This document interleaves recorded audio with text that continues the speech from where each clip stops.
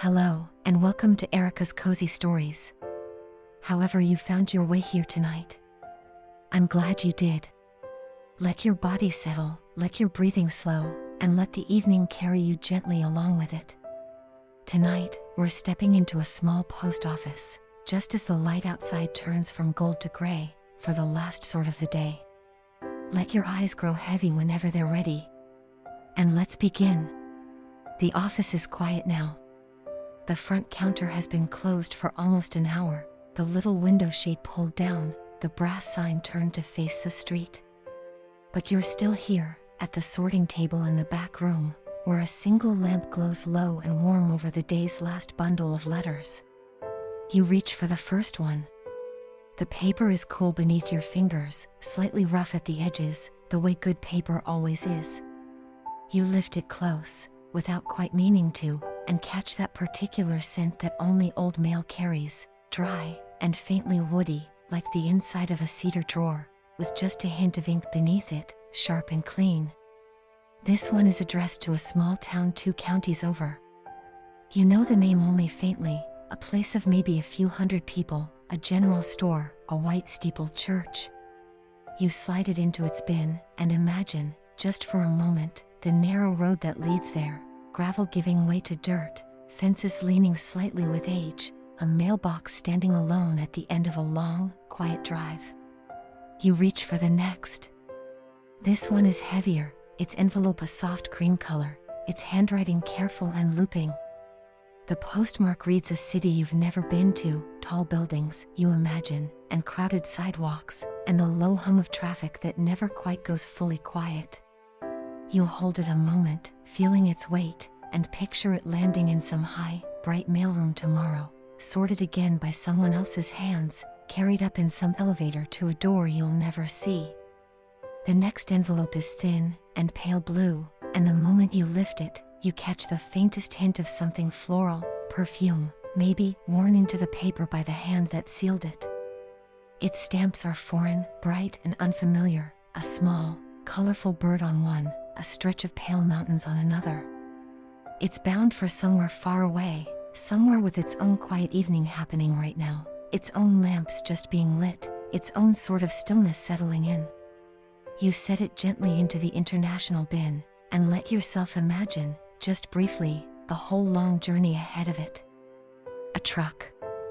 A plane, maybe. Hands in some other country, in some other language, carrying it the rest of the way.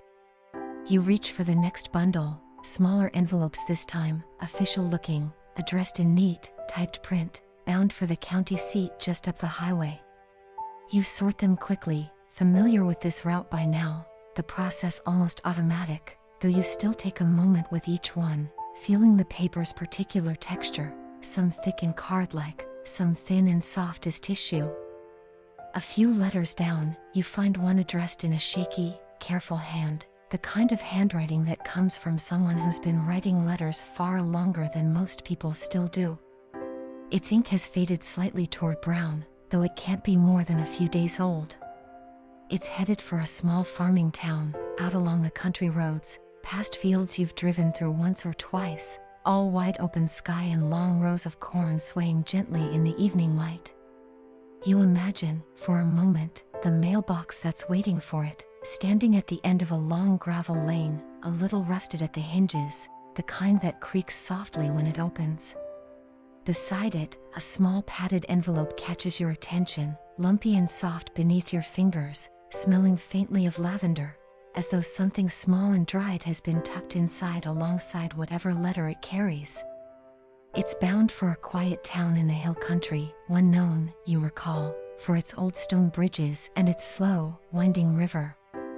You picture, briefly, a porch somewhere along that river, someone waiting for the mail with a cup of tea gone lukewarm beside them.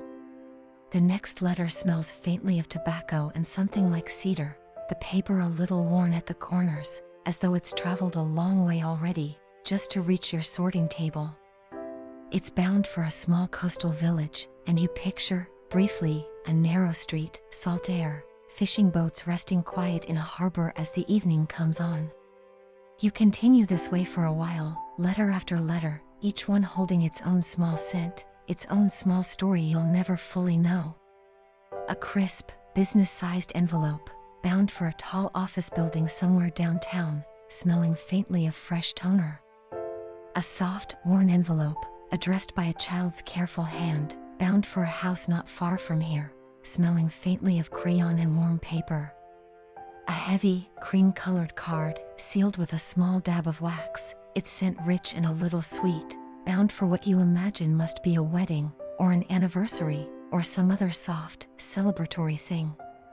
You sort each one into its place, the rhythm of it slow, and steady, and familiar, the paper making small, soft sounds as it settles into each bin. The room smells, by now, like all of it together, dry paper, and ink, and faint traces of perfume, and cedar, and somewhere underneath it all, the plain, warm scent of the wooden shelves themselves, worn smooth by years of hands just like yours. You reach the last handful of letters, and slow down, the way you always do near the end. A single postcard, its front printed with a faded photograph of mountains you don't recognize, its back covered edge to edge in small, cramped handwriting. You don't read it, of course, you never do, but you catch a word here and there as you slide it into its bin, beautiful, and wish you were here, and tomorrow we leave for the coast. You set the last letter into its place, a small envelope bound for a village you've always meant to visit, tucked somewhere in the hills, known mostly for its quiet. You straighten the bins slowly, tapping each stack even, and take a moment to look at the whole sorted wall in front of you. Dozens of small paper rectangles, each one waiting now to begin its own quiet journey, tomorrow, to 100 different places. Small towns, farmhouses, tall city buildings, coastal villages, mountains you'll never see, and mountains you might, someday. You gather your things slowly. You wipe down the sorting table, and straighten your pen and your stamp pad, and switch off the small radio that's been humming quietly in the corner all evening. You take one last look around the office before you go. The bins, full and waiting. The counter, closed for the night. The whole room, faintly smelling of paper, and ink, and everywhere, all at once. You switch off the lamp. The office settles into a soft, gentle dark, the shapes of the sorting bins still faintly visible, patient and quiet, waiting for morning. You step to the back door, and it gives a small, familiar creak as you pull it closed behind you. You turn the key, and feel the lock settle home, quiet and certain. Outside, the evening air is cool, and touched faintly with the smell of rain that hasn't quite arrived yet. You begin to walk home, unhurried, street lamps glowing gold along the pavement, one after another, each one lighting your way a little further before releasing you back into the soft dark. You find your thoughts drifting, the way they often do on this walk, toward all the places you sorted tonight. The small farming town, with its long gravel lanes. The hill country town, with its old stone bridges and slow river. The coastal village, with its quiet harbor.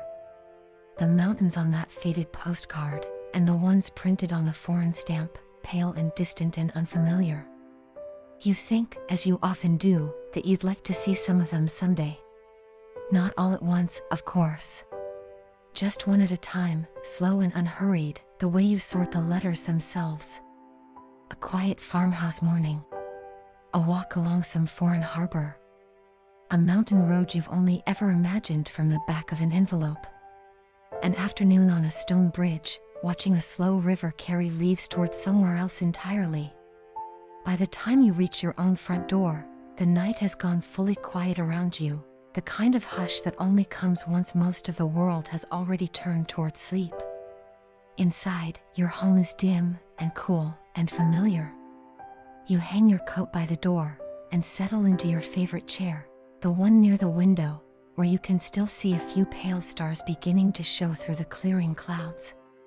You think again of the postcard, its cramped, careful handwriting, its photograph of faraway mountains. You wonder who wrote it, and who's waiting to receive it, and what it might feel like to write one yourself, someday, from somewhere far from here. You imagine choosing your own postcard, some small unfamiliar shop in some small unfamiliar town, picking out a stamp you've never seen before, writing a few careful lines to send back to this very same sorting table. Your eyes grow heavier, the thought softening at its edges, the way thoughts do at the very end of a long, quiet day. Small towns, and coastal villages, and stone bridges, and mountains you've never seen, all drifting together now, gently, into something soft, and warm, and entirely unhurried. And somewhere in that soft, quiet drifting, you finally let yourself rest.